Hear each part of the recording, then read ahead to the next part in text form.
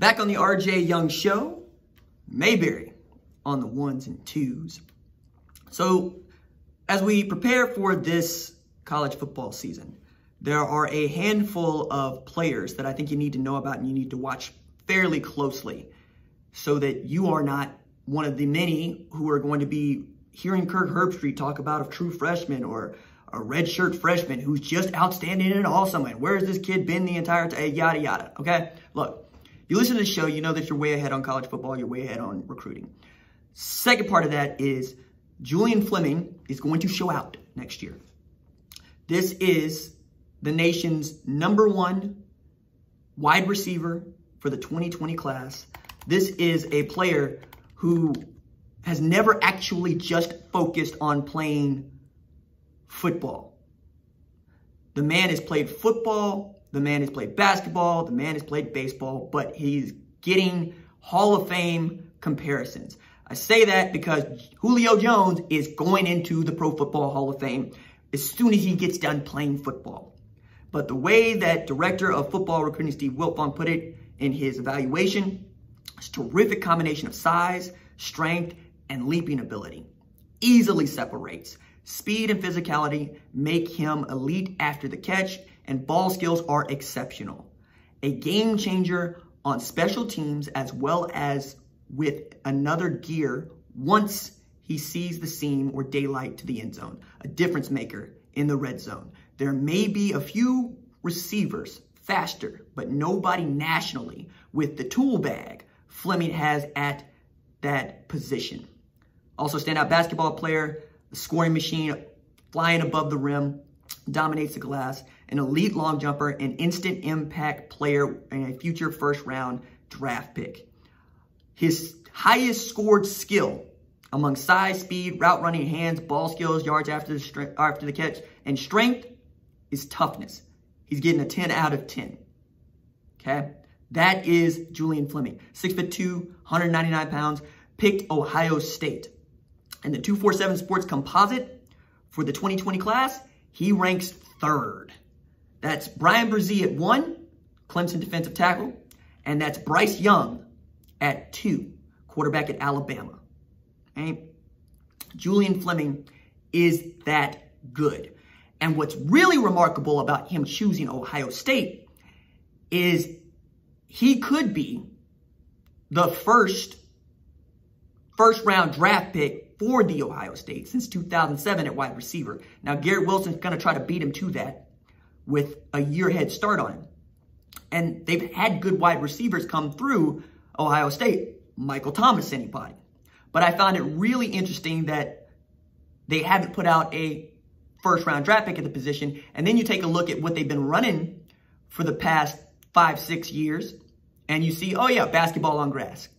That means that the quarterback is probably going to project as a wide receiver, and they're going to run the ball and try to use a triple option of sorts in spread. That changed in 2018 when Ryan Day began calling the plays. Dwayne Haskins becomes a first-round draft pick in large part because he is slinging the football around. And they're in the college football playoff if they don't get stomped by damn near 30 by Purdue, get actually ran over by a train. He still put together the kind of season that would have beat out Jameis Winston in his Heisman season. He just happens to play in the same, class as Tua Tagovailoa and Kyler Murray, among others, and a year where Trevor Lawrence became a true freshman, winning national championship, I believe the first since Jamel Holloway did it with Barry Switzer's Oklahoma Sooners. Another kid that you need to know that you're probably not going to get to see as much as you should is Justin Flo, nicknamed Baby Man. This is a composite 5-star out of Upland, California. I think of him as Vontez Burfict light. And the only real tape that came out of Oregon spring practices, the man is breaking into the backfield as a true freshman middle linebacker and throwing tailbacks to the ground like he's on AEW Dynamite. He is absolutely ragdolling kids that are 3 years and 4 years older than him. 6'2", 225 pounds. Greg Biggins compares him to Reuben Foster. and believes that he's a first-round draft pick. With the evaluation, Flo has a prototype inside linebacker frame at a rock-solid 6'2", 225 pounds. He has a powerful lower body and plays with maniacal effort and passion for the game. He has good straight line speed and has worked hard to improve his lateral mobility and ability to drop and cover. He's a huge hitter and one of the most physical football players to come out of California in years. He's relentless in how he plays, refuses to stay blocked, and does a great job in pursuit. He's tremendous getting in the backfield and making plays. Has rare timing and instincts. He can take on a block, disengage, and make a play, as well as run down plays going away from him. His motor and the edge he plays with really separates him from other linebackers. He has the ability to elevate everyone around him by how hard he plays and the emotion he brings to the field. His work ethic and leadership is unmatched as well. He projects as an impact upper tier, Power 5 starter, and future first-round NFL draft pick.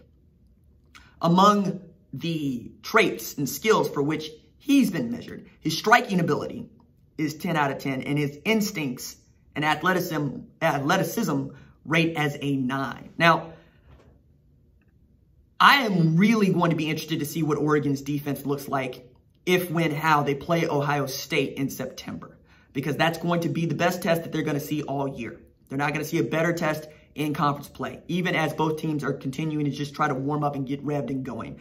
But it's also a game for which Oregon can put down a marker. They can go from being Kirkland at Costco to actually being Nike at finish line, instead of just having to ride Nike into national prominence, not unlike some sort of Houston dilettante circa 1978 in cowboy chic trying to buy up all the art. Okay? 2 ways to get someone's attention. One is to buy it. The other one is to continue to be great for a very, very long time.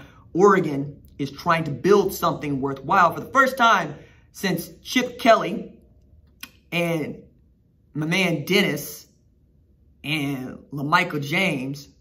And since then, when Dan Fouts was throwing passes to Bobby Moore, who is Ahmad Rashad, who was a doggone Pro Bowler and great wide receiver in the NFL before he became Mr. NBA inside stuff.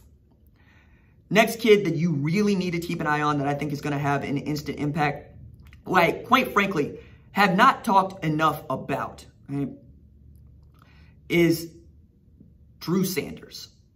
Okay? I haven't talked a bunch about Drew Sanders because he kind of occupies this Jacob Phillips and Bryce Youngquist kind of space for Oklahoma fans, but I need to. 6'5", 232 pounds. He was committed to Oklahoma's 2020 class, where he was going to play some Y, some fullback, some tight end, right? That spot eventually got taken by Mikey Henderson, who's going to do an outstanding job. One of 4 Texans playing fullback or tight end for Oklahoma.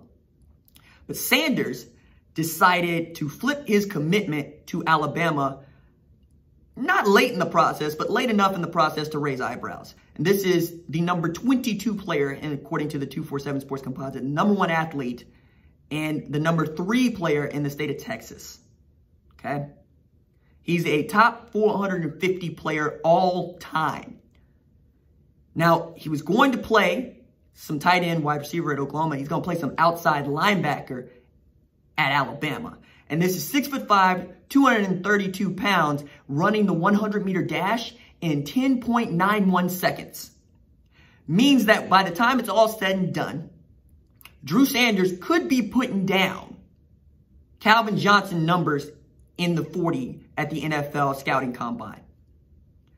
The comp that Gabe Brooks gave him is Leighton Vander Esch. Okay? Leighton Vander Esch for the Cowboys. Not Leighton Vander Esch coming out of 8-man football. But you see the point here.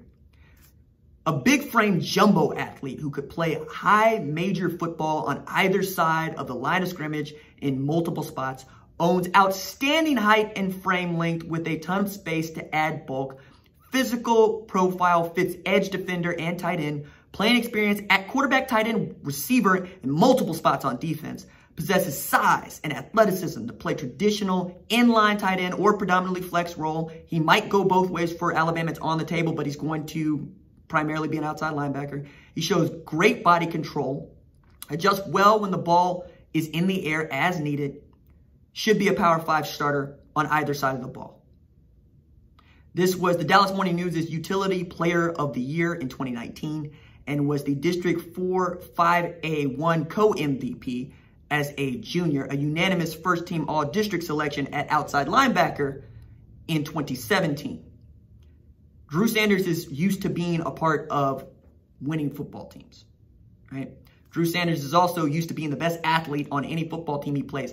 And now with Terrell Lewis being gone, Dylan Moses returning, Shane Lee getting a year under his belt, and basically not being overwhelmed by injury, I still think Drew Sanders would make a starting role later in the season if Alabama remains injury-free. But this is the kind of guy that you would 100% expect to be playing on that outside linebacker spot in that 3-4 of Pete Golding's this season. So those are 3 names for you to remember and not be surprised when Julian Fleming and Drew Sanders come up big